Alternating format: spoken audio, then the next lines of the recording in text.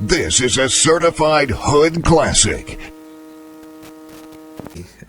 Let's see where this goes. Now. Am I? Okay, go ahead. Are you political? Yes and no. Yes and no. Yes and no. Let me ask you this, right? Okay. How did you feel when Donald Trump went to Puerto Rico and was throwing the paper towels? Like, do you think he thinks less of Puerto Rican? Okay, so here's my thing on that, right? So when Trump was first elected president for his first term, I was in college and I went to a predominantly white school, and I was exposed to the Democratic side of Trump, right? That he is a racist and a bigot, and he hates women, and he hates people with disabilities, and that's the narrative of Trump that I was exposed to while I was in this predominantly white college. So it gave me a very specific view of him, and at that time I'll take full responsibility, but I didn't do my own research, and I didn't take the time to really understand what the politics were and what he was trying to instill or change or improve on, not on race or gender, but on structure, on economy, on war. And those are things that I can say that I didn't take into consideration when I heard about that election, going through that election, whatever. So are you saying that at first you were very against him? You were anti-Trump? I guess I would say, like, in the beginning, I don't even know if I could be saying this. But no, you say it. Only because aside from that, okay, so I work at a clinic that helps undocumented. I work at a clinic that helps undocumented citizens or undocumented people get healthcare, right? So it's like, can I be saying that I'm pro-Trump when Trump's about to deport all of them? Like, and I work there. You see what I mean? Like, you could because we're speaking about, because then it's like, how can you work with people who are immigrants and you voted for Trump, or you are okay with Trump deporting people? No, because you're still, at the end of the day, you're still human, right? So, and a hospital has a job to do. If someone is hurt, take care of them, right? So that's the humane thing to do. Okay, if anyone comes here and they need our help, we're gonna help them. That's your job. Now, when it comes to like legality, no, it's just following rules. Everyone has rules. Anita, I can't just go to your house. Just because I'm hungry, I can't just break into your house, right? I have to maybe knock on your door and ask permission. Hey, can I get some food? Or I'm really hungry, right? I can't just break into your house and then you're okay with living there, right? Don't I have to ask permission, or you have to allow me to go in there? It's a process, right? So I think that's the same thing that's going on with America.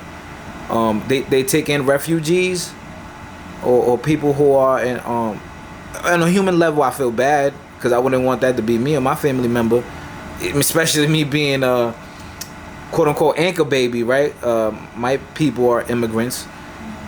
But then again, we have to apply the same rules to everyone, because then now what we're doing is we're enabling people to break the rules and the laws. Right, and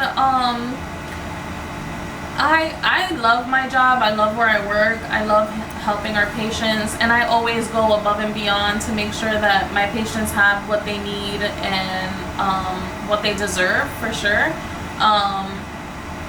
On a personal level, I see it as a safety issue, as a healthcare issue. I see it as a housing issue. So I am not opposed to someone wanting a better life. We all want a better life, but Correct. there are and there should be certain steps into how you attain that better life. And I don't want to talk about, I don't even know if I want to use the word fairness too much, but is it fair for someone like me who works 40 hours a week, and I take care of my kids, and I pay for my bills cash, you know, I'm not getting any assistance, and then people who are not from here get to reap the benefits of what I'm working hard for? Spicy Latina. And like I said, everyone wants a better life, especially if you have children. There isn't anything that I wouldn't do for my kids. But again, from a personal perspective, as a taxpayer, as someone who is very much engulfed in this immigrational situation that's happening, because now we're doing trainings at my job about teaching immigrants about their rights. We're offered volunteer opportunities to help these patients. So I know what's going on, right? And I'm never opposed to helping someone in need, but our political structures should be there to help the American people first. And when we're able to help ourselves, then we can extend the olive branch to other people who need it. And there's people will say like, you know, there's homeless people on the street. We got veterans on the street, and they're putting immigrants. They're filling up hotels in New York with immigrants, and they're giving them free food, free clothes, free diapers. And it's like, okay, I understand they're in need, but you have a street full of people who are also in need, who either served our country or maybe didn't have the best life growing up here, and they're being forgotten and pushed to the wayside. And you know, funds that we can give to those people to expand more of those programs, whether they be you know, recovery centers or more VAs, those funds are being given to people who are struggling as well, but who are honestly not from here.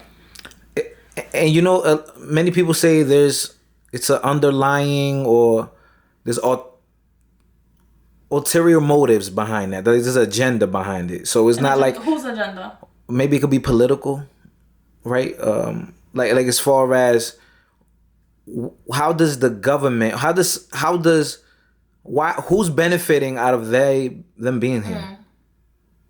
Like, do you think they're just allowing that for a certain reason? Like, there's a plan? Like, why are so many people being allowed when that wasn't the case maybe like 20 years ago? You know, it was a big no-no. You know, before this past election happened in November, I thought that they were gonna let immigrants can be residents of the state of Connecticut, right? Or Massachusetts, Rhode Island, whatever.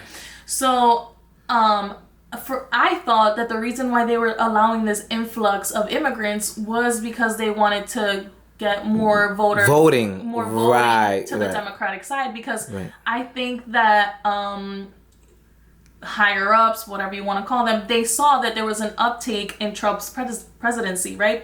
They were seeing that President Trump was being favored over the Democratic Party. So at first I thought, oh, maybe they're letting all these immigrants in because you can be an immigrant, but you can be a resident. You're not a citizen, but if you're a resident, you can vote. So that was my initial thought. Obviously it didn't happen.